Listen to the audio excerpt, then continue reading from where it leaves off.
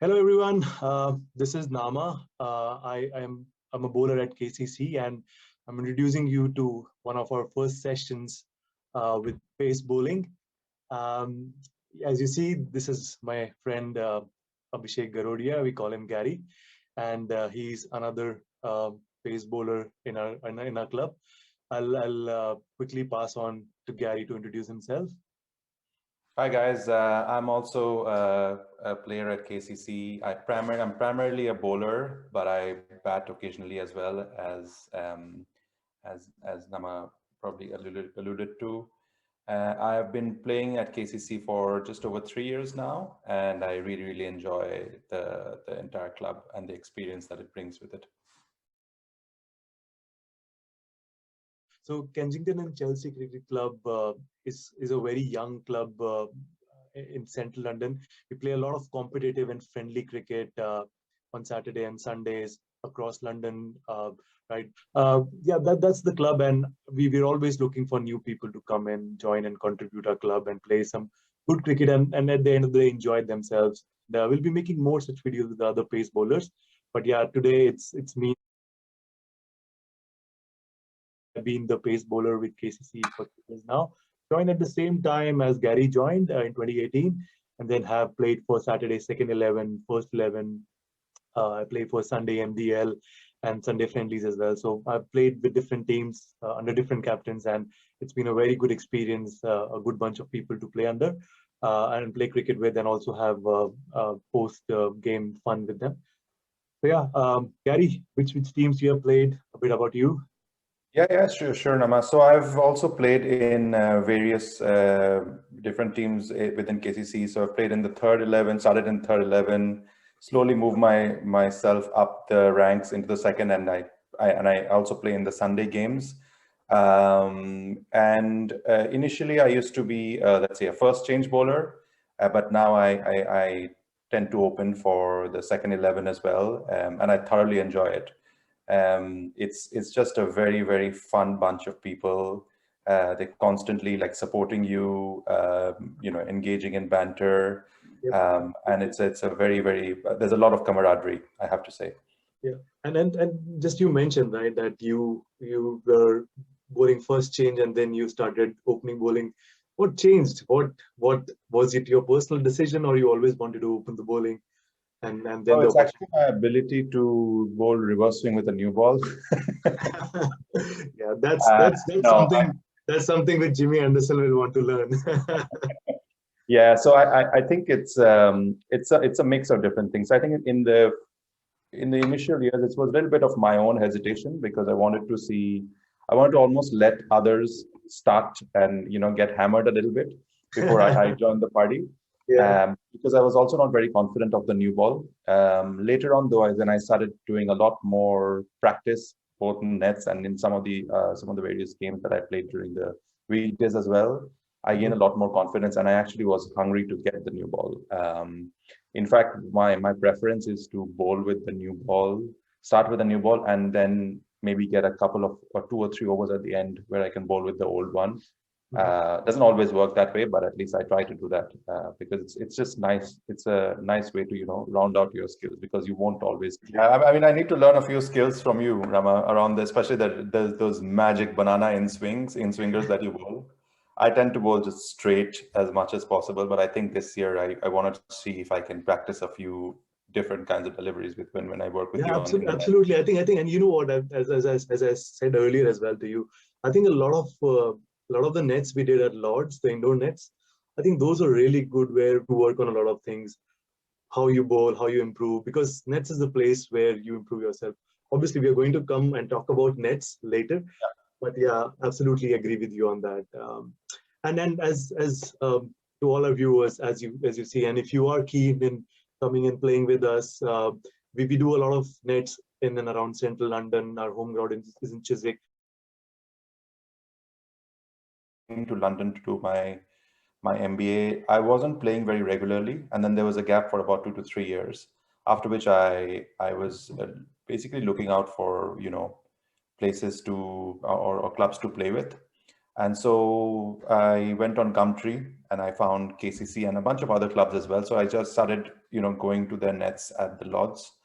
And what I found from my experiences there was that KCC was probably the most accepting of the lot.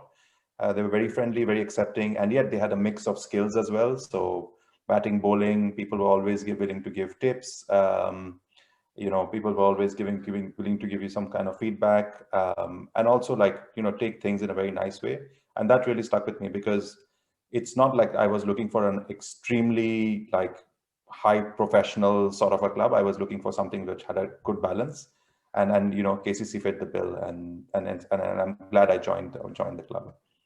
I used to play cricket in Oxford, and then when I moved to London, I was kind of not willing to travel to Oxford every weekend to play cricket. So I did consider that, but I think then I tried finding clubs, and Kensington Chelsea Cricket Club. I saw the website. I just tried registering there, and immediately I got a response from Nathan, who was helping with the onboarding at that time. And my conversations with Nathan were really good. He was very clear how things happen, very informative.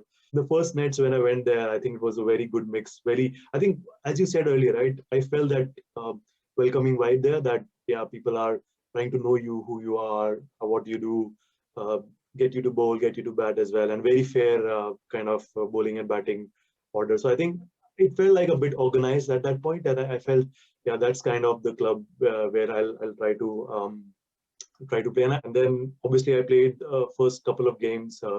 Zain Rizvi, he was the captain second, and absolutely loved his captaincy. And the other people as well in the club made me felt welcome. So it was quite a nice start for me. Actually, Nama, it's one of those games. It was the first game that I got where I got a 5-wicket haul. And it was last year against Perivale Phoenicians. I can't forget that one. You were the captain, actually. Yes.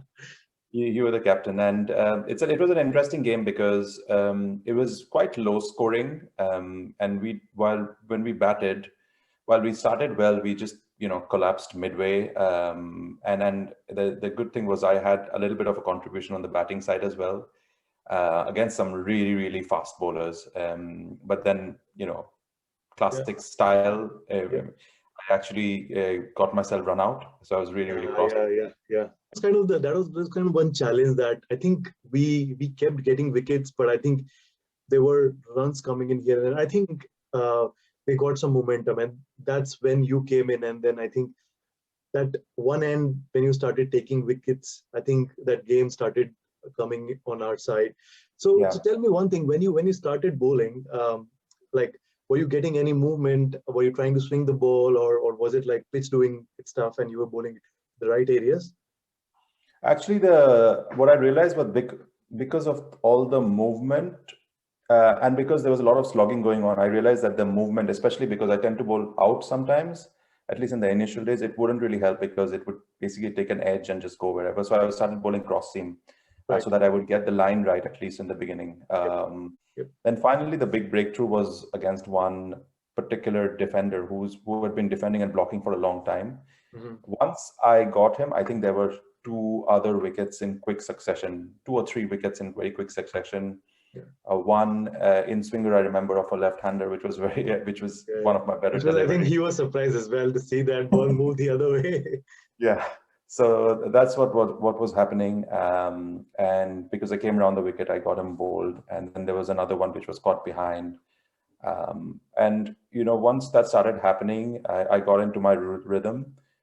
Everybody chipped in at some point, and I love these kind of games where everybody is kind of chipping in and doing the best. And one thing which I think worth mentioning is I remember Akash Mayer took a stunner on the field.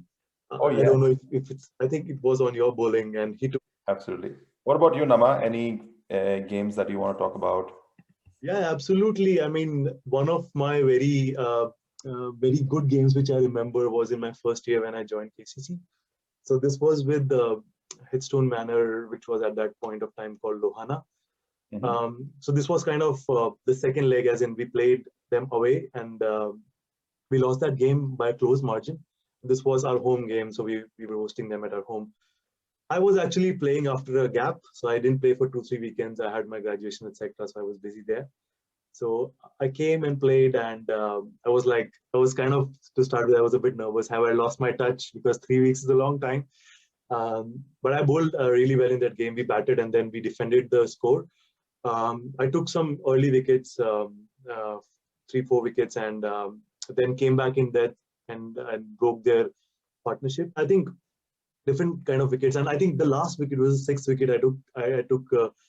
I bowled some 13-14 overs in that game. It was one maiden, 52 runs for 6 wickets. Yeah. So it was no limit. There was no bowler limit in that format because that's the timed game. So yeah, and the last wicket was kind of very, it was a very weird scene because the batsman was kind of trying to waste time. He was like, I want to do this, like trying to open gloves, getting somebody to. So I think there was a bit of argument between umpire and some fielders and all. And this guy was like, oh, I'm feeling thirsty, I want to do this, etc. It was kind of like that banter you see on the field. But in the very next ball, he got out. So like everybody was like pumped up. It was a very good coming back to the cricket.